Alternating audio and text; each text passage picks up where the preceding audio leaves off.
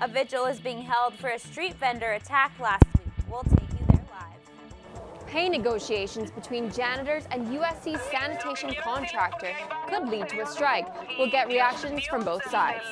And an affordable housing measure was voted down by LA City Council. We'll talk to local leaders about the city's attempt at reform. Annenberg TV News is next.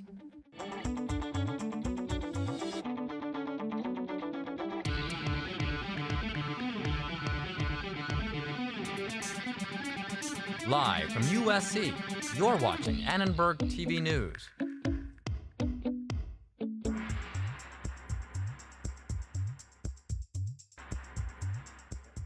A vigil is being held tonight for the street vendor attack last week. Good evening, I'm Leslie Ambris. And I'm Taylor Edgel. We're live at the vigil in downtown LA with Claudia Buccio. Claudia? Thanks, Leslie and Taylor. Queremos justicia por nuestros vendedores. We want justice for our vendors. Those are some of the words that fellow street vendors have been claiming today. I'm on 31st and San Pedro Street, and this is the spot where Pedro Reyes, a street vendor who sold peanuts and coconuts, was beaten and then robbed only 10 days ago. Ever since, his stepson created this GoFundMe page with the hope of helping him pay for his medical expenses and living expenses since he won't be able to work for a couple weeks. So I've had the opportunity of talking to some people, and as you can see right behind me, there's a press conference that is being still prepping. There's still some people that are gathering, and the idea is to raise their voices and hope that the attention that Pedro Reyes is receiving is also helping them to feel safer when they're out in the streets, and for them to also look into having permits for them to work. So the idea is that with the press conference, we're going to have fellow vendors talk, and then there's also the idea of creating a Get Well Soon card for Pedro Reyes, and there's a song that will be also included and will be delivered in a video to Pedro Reyes. So a little bit of background of what it is that happened to Pedro Reyes is that, well, he has been released from the hospital as of now, and he is recovering from a broken jaw, a cut throat. But thanks to that GoFundMe page, he was able to raise almost $160,000. And I spoke earlier today with Detective Diego from LAPD Newton Robbery Division, and he said that they're still looking for leads. They're still trying to find the suspects of the incident, and there is still a $25,000 reward. So they're asking people that if they know who could have done this, to please call the authorities. I also spoke to Sandy Flores, who is a fellow vendor, and she's part of the LA street vending campaign, and she was also expressing some of those concerns that she just wants to feel safe. Now that this crime happened, I'm scared, like, even to start to come and vent, because you're scared that somebody's gonna come attack you. Besides, we actually also being persecuted by the police and giving us tickets. Now we actually have to kind of protect our backs too from being attacked.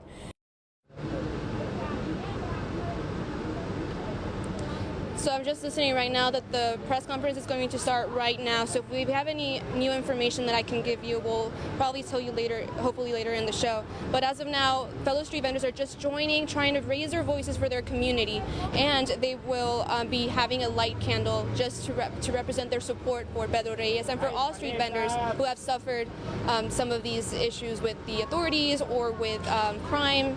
And there's many issues that the community is facing. So that is scheduled for 7:15. This is all the latest information that I have as of now. We'll send it back to the studio. Back to you, Leslie and Taylor. Thanks, Claudia. Church leaders of the LA immigrant community are fasting and praying for 36 hours to support young immigrants protected under the Deferred Action for Childhood Arrivals Act. The fast began today when leaders held a vigil outside the federal building in downtown Los Angeles. The building is a place many immigrants go to conduct check-ins with ICE. We want people to know that in the vulnerability of life, that they're not walking alone, that we're walking with them, that they have the support of a community that is not just caring for them here, but that is also advocating for just and compassionate loss. Demonstrators will return tonight, tomorrow morning, and tomorrow night to show their support for the community. USC custodians are waiting to see if their union can come to terms with their employer, Aramark, by the end of their contract tomorrow. On Monday, USC custodians protested what they say are unfair wages. They're hoping a new contract will increase wages and benefits. Members of the United Service Workers West Union say the cost of living in Los Angeles is high and their workers are overworked and underpaid. It seems that those folks who've been there for over 20 years, 15 years, they see the gap getting close, right? Mm-hmm. So they're seeing that the wages become a little bit more similar to the people who is actually new hire. Estamos en una universidad donde hay mucho dinero. We work at a very wealthy university, and in my opinion, we're overworked to be receiving wages that are below the minimum. We're here, we aren't going anywhere. We're gonna fight with everything we've got. In a statement to Annenberg Media, Aramark said, "We respect the collective bargaining process and continue to bargain in good faith. We hope to reach an agreement that works for everyone." If they can't reach an agreement, workers say they are ready and willing to go on strike. There are just over 200 who keep the buildings at USC clean. And we have breaking news. Annenberg Media has learned that the USC student arrested last spring and cleared of sexual assault charges is scheduled to have a hearing before the Title IX office this Friday. Armand Premji was charged with the rape of another USC student last April. A Los Angeles judge dismissed the case, saying he believed there was evidence of consent between Premji and the woman. USC continued its investigation, and Premji continued classes at USC this school year. It's unclear what charges Premji may face by the university. This Friday's hearing is before the Title IX misconduct sanctioning panel. We'll keep you updated as we learn more. President Trump fired Veterans Affairs Secretary David Shulkin today over ethical scandals regarding travel expenses. The White House physician will take over as the new VA secretary. Trump tweeted the news. "I am pleased to announce that I intend to nominate highly respected Admiral Ronnie L. Jackson, MD, as the new Secretary of Veteran Affairs. In the interim, Honorable Robert Wilkie of Dodd will serve as acting secretary. I am thankful for Dr. David Shulkin's service to our great country and to our great veterans." Shulkin will be the second member of the Trump cabinet to be let go over questionable use of travel expenses. The first was former Health and Human Secretary Tom Price back in September prior to being fired. There was infighting in the VA, with many in the agency wanting Shulkin out. Admiral Jackson is a veteran of the Iraq War and admiral in the Navy. He's been the White House physician since 2013. He graduated from medical school at the University of Texas. Jackson will be the 18th person to hold the job. He will now have to go through a process of vetting by members of Congress and will have to be confirmed by the Senate. North Korean leader Kim Jong-un met unexpectedly with Chinese President Xi Jinping in Beijing this week. The visit was Kim's first known foreign trip since he assumed power in 2011.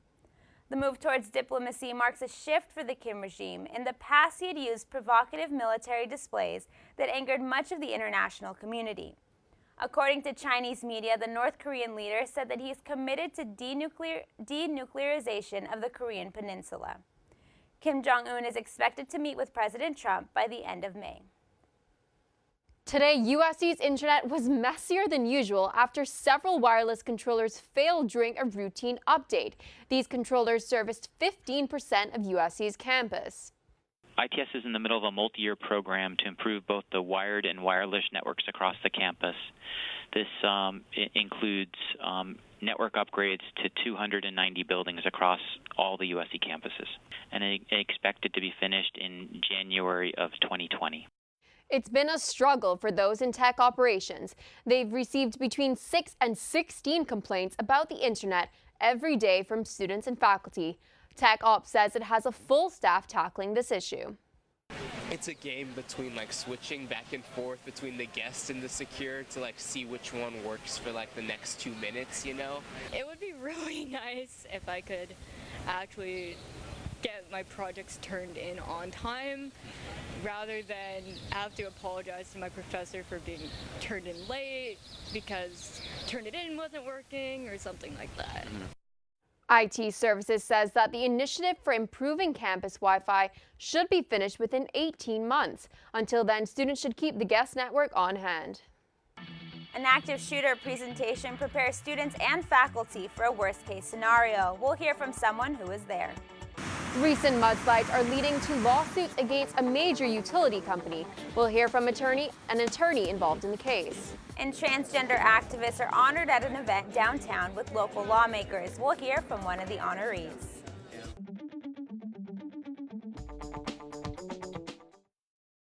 Guess what? I have some news for you. There's free food right there, junk food. Do you see that truck? Oh, jeez. It's a 2 Michelin star chef. All for free, ladies and gentlemen. All for free. Here we have a panzanella with summer vegetables and pesto. Enjoy. How we doing? Fantastic. So what do you got going on underneath that plate there? This food is really about to be thrown away. Yeah. Is there something wrong with this food? Where did you get it from? From farmers markets. They put aside the ugly vegetables and the ugly fruits. Carrot top, soft avocados. It was all food that was going to be discarded. Even the drink you had is made from like a little bruised peach. Did it taste a little bruised? Great. That was good. The average person throws away 24 pounds of food a month. That's a lot. Isn't that a lot? Go visit savethefood.com for more information. Thank you. Junk food time!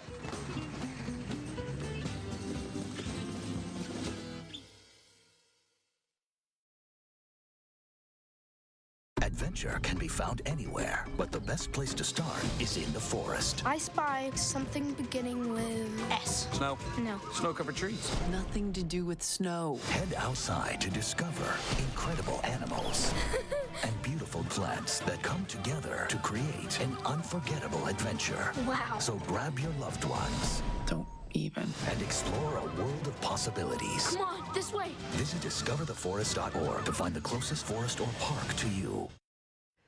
California state lawmakers are considering a bill that would loosen restrictions on housing near public transportation. Annenberg Media's Sonica Bargo spoke to a community organizer and an expert about what this might mean for LA residents. The goal of Senate Bill 827 is to tackle rising housing costs in California. The bill would remove height, parking, and density restrictions on housing near public transportation. State Senator Scott Wiener proposed the bill in January. Wiener said in a press release, "We must build more homes at all income levels. California's housing shortage is statewide, and we need statewide housing solutions." But one LA community organizer says the bill will lead to displacement and gentrification. We'd be having all of these new developments coming in without addressing what's happening to current residents and what is laws are going to be in place to make sure that current residents don't lose their homes. Yesterday, the LA City Council voted unanimously to oppose the bill. Now, LA already has some development projects happening near public transportation, like this construction site behind me, which is right across the street from a metro station. But opponents of the new bill say it would encourage even more development. But Blaney says this type of development is not what communities need. What we've been asking for are laundromats and places for youth and childcare centers.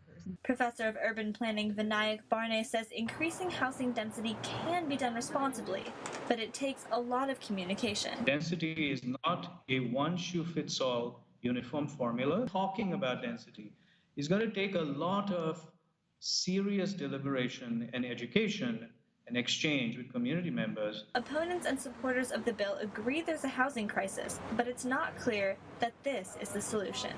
For Annenberg Media, I'm Sonica Bargo. A Biola University student is out on bail after sheriff's deputies arrested him Friday for allegedly having an AR-15 rifle and handgun in his dorm room. Biola is a private Christian university. It's located about 16 miles southeast of LA in La Mirada. Sheriff's deputies conducted an investigation and found there was no threat to students or faculty. Jason Michael Roberts is facing multiple charges, including the manufacture of an assault weapon and the possession of an unregistered firearm. Today at Wallace Annenberg Hall, DPS reminded faculty to run, hide, and fight in the event of an active shooter on campus. If you were ever to find yourself in the middle of an active shooter event, your survival may depend on whether or not you have a plan. There are 3 things you could do that make a difference: run, hide, fight. In the wake of repeated school shootings, DPS is taking steps to be proactive so students and faculty can be prepared for an active shooter situation. After the frightening false alarm last year of an active shooter on campus, USC administrators realized they needed to do more to educate the community and put a more secure plan in place.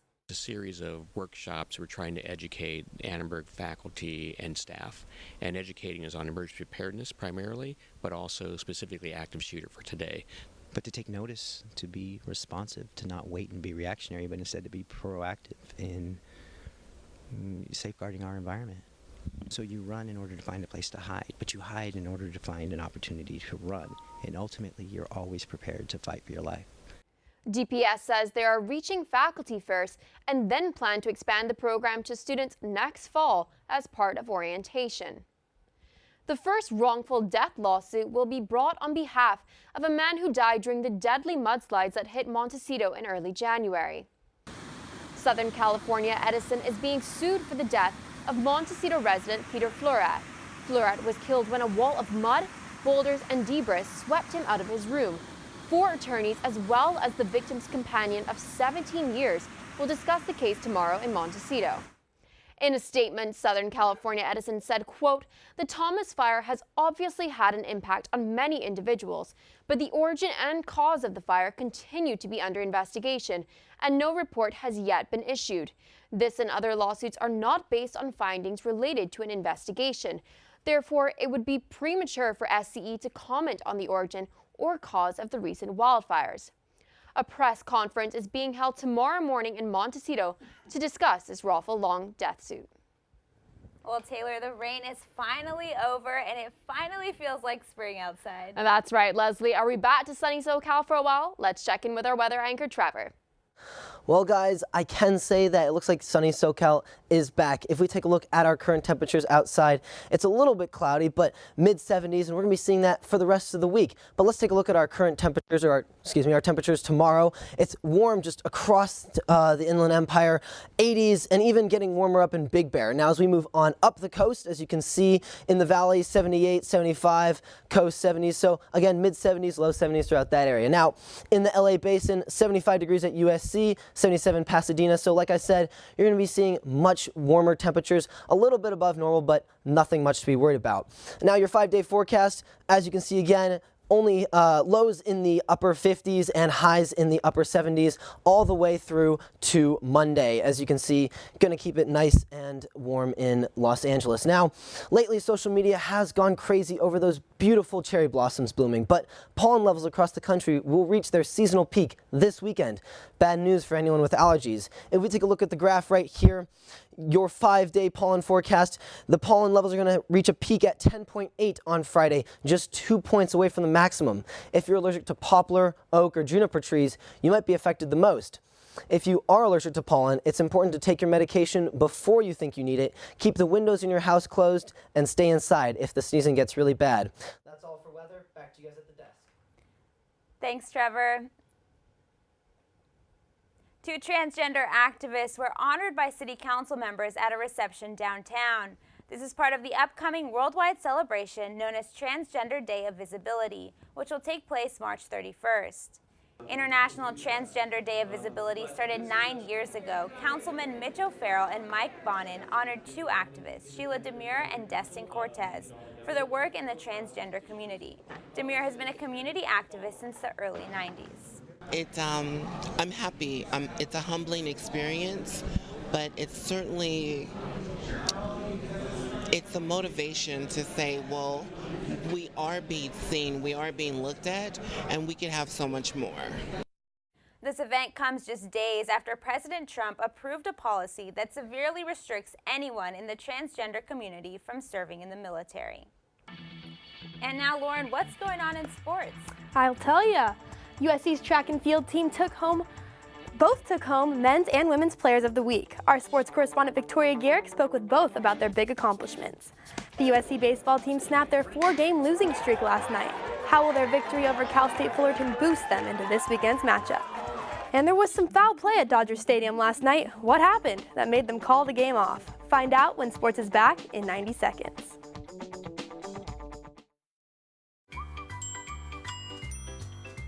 Fancy pants peanut butter? A big screen television? You haven't even bought a sofa yet. A motorcycle? When your father finds out, he's gonna flip his shoes with 2 buckles. What do you even need 2 buckles for? Mr. Big Shot, buying whiskey shots for everybody in the bar. From the looks of it, I'd say nobody even remembers. Feed the pig.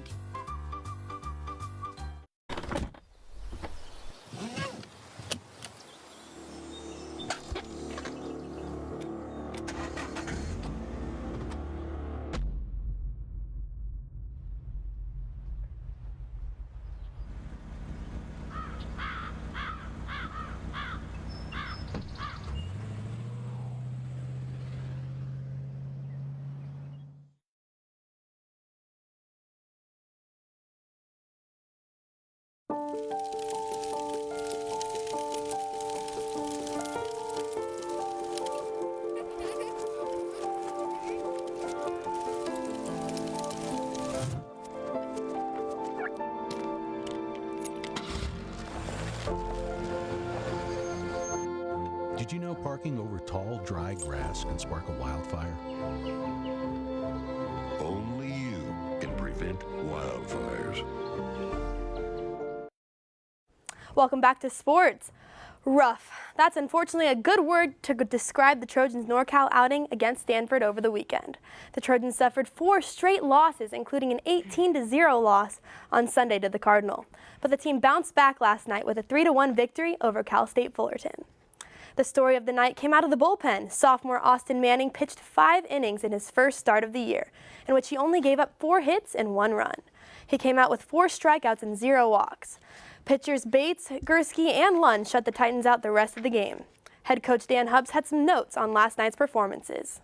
We talked to the guys just about relaxing, understanding what we want at the plate, maybe being a little bit more aggressive in spots, and we were fortunate that it worked out. But the beautiful thing about our game is that it's a different game every day. You know, you have a new pitcher, you might have a new team, but we're going to have quality at bats, and we're going to have to throw strikes. After breaking their losing streak last night, the Trojans will try to keep the wins flowing. They'll need to play some of their best ball yet as they welcome the Washington Huskies, ranked 4th in the conference, to Dado Field tomorrow night at 6 p.m. And Major League Baseball opening day is tomorrow. There will be no shortage of baseball action as all 30 teams will play. But one team better clean up their act before then. Literally. Dodger Stadium suffered a foul-smelling sewage leak last night. The Dodgers were playing against the Los Angeles Angels to round out spring training, but a leak on the field near the Dodger dugout forced the game to be called at the bottom of the 5th inning. The Angels had some fun with it, though, tweeting, "Smell you later, Dodgers. It's been fun. Next stop, Oakland. # opening day." Now, hopefully the Dodgers will have it all cleaned up in time for the regular season opener against the San Francisco Giants tomorrow afternoon. Now I'm going to pass it on over to Victoria, who's going to tell us all about the exciting track news. 2 underclassmen from the USC men's and women's track and field teams grabbed this week's Pac-12 Player of the Week awards. The female athlete of the week is true freshman TT Terry, who ran a wind-aided 100-meter dash of 20.37, her first time ever running the event. While her wind-aided time is the fastest of all NCAA women this season, TT told me earlier today that she intends to beat the all-time USC record before she leaves the program. As a senior, I hope to at some point get the 100 record, which is 11:04, set by Angela Williams in 1999. So that'd be a big thing of mine, and getting the other records in the 200, but I'm mainly focused on the 100.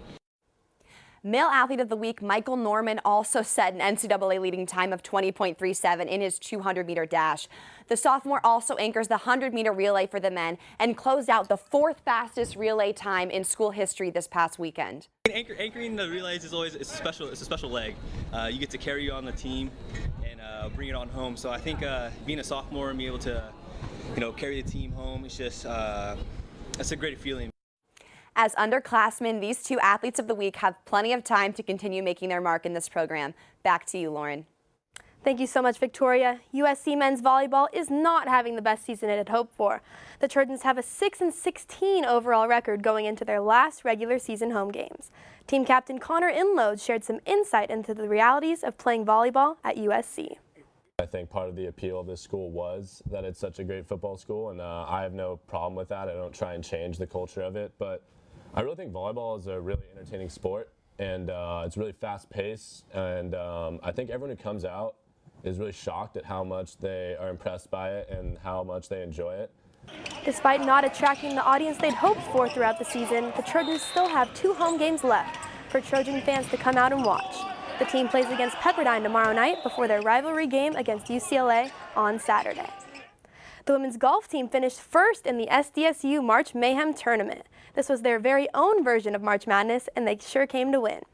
The men's golf team is heading up to the Bay Area to play in the 49th edition of the Goodwin. The team continues to be led by junior Justin Suh. Suh is the #1 player in the country, according to Golf Week. He is a 4-time winner this year, including 1 win with 4 birdies on the final 6 holes. His love of the sport, dedication, and mental toughness are all attributes he says have contributed to his success on the course. Justin leads the 15th ranked men's golf squad and hopes to come out with another victory this week to close out the month of March. So back to you guys. Golf? Are anyone golfing for Easter weekend? I'm definitely not. Never played golf in my life. Have you? I have. I'm not the greatest. You'll have to teach us one day, Lord. The LA Rams have hired the first male cheerleader in the NFL. We'll tell you about their story next. 1 in 6 seniors faces the threat of hunger, and millions more live in isolation. America, let's do lunch. Drop off a hot meal and say a quick hello. Volunteer for Meals on Wheels by donating your lunch break at americaletsdolunch.org. 迷惑ボーイ。ここはなんとかしなくちゃ。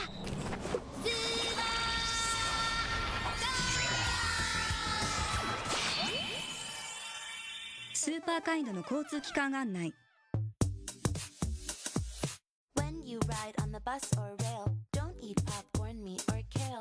Food can smell and it makes a mess. Keep LA Metro clean and fresh. Come along with me, let's go. It's time to ride on the Metro. When eating food causes problems, you know Superkind will be there to solve them. Come along with me, let's go. It's time to ride on the Metro. When eating food causes problems, you know Superkind will be there to solve them.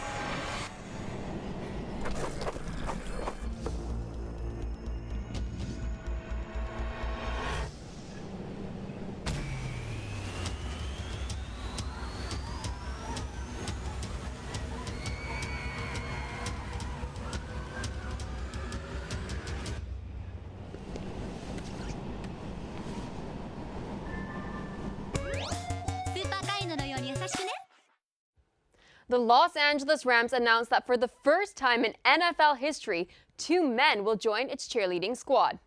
Quinton Perrin and Napoleon Ginnies were awarded the jobs after a difficult 3-week audition process. Both men are classically trained dancers and will be performing as traditional cheerleaders. Previously, both the Baltimore Ravens and Indianapolis Colts have had male stuntmen, but Perrin and Ginnies are the first ever male dancers for an NFL team. Well, Trev is the only male at the desk. What do you think about this news? I think it's great. I support them 100%, and I look forward to watching them next season. Yeah, it should be exciting. I bet they're better dancers than I am. Oh, they can definitely me out. I can't dance for anything. Oh, sure you can. I'm gonna make you. Thanks for watching Annenberg TV News. From everyone at Annenberg Media, I'm Leslie Ambrise. And I'm Taylor Edgell. You can watch us on the web at uscannenberg.com. Have a good night.